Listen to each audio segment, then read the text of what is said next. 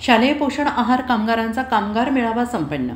निफाड येथे शालेय पोषण आहार कामगारांचा मेळावा नाशिक जिल्हा शालेय पोषण आहार कामगार संघटना C2च्या जिल्हा सरचिटणीस कल्पनाताई शिंदे यांच्या अध्यक्षतेखाली घेण्यात आला। या मेळाव्याचे प्रास्ताविक कॉम्रेड सुदाम पावडे यांनी केलं। या मेळाव्यामध्ये शालेय पोषण आहार कर्मचाऱ्यांच्या प्रलंबित मागण्यांबाबत चर्चा करण्यात आली। तसेच सरकारने सन 2024 मध्ये जाहीर केलेली 1000 रुपये वाढ त्वरित मिळावी ही मागणी आणि इतर मागण्यांचे निवेदन माननीय खासदार साहेब आणि आमदार साहेबांना देण्याचा निर्णय या मेळाव्यात घेण्यात आला। तसेच कामगार कर्मचारी संघटना संयुक्त कृती समितीने 9 जुलै 2025 रोजी पुकारलेल्या देशव्यापी संपामध्ये मोठ्या संख्येने शालेय पोषण आहार कर्मचारी सहभागी होणार असल्याचा निर्णय घेण्यात आला।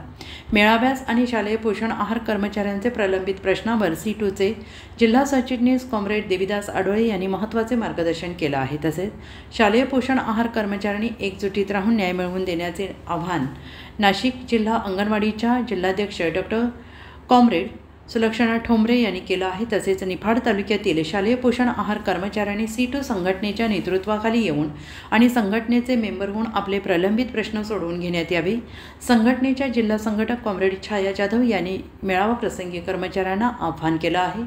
प्रमुख पाहुण्यांचे आभार व्यक्त करून मेळाव्याचे समारोप कॉम्रेड संगीताताई शिंदे यांनी केलं। मेळावा प्रसंगी उपस्थित comrade Datta Rakshe, comrade Balasaheb Palve, comrade Potkule, comrade Arif Inamdar उपस्थित पोषण आहार कर्मचारी उपस्थित होते।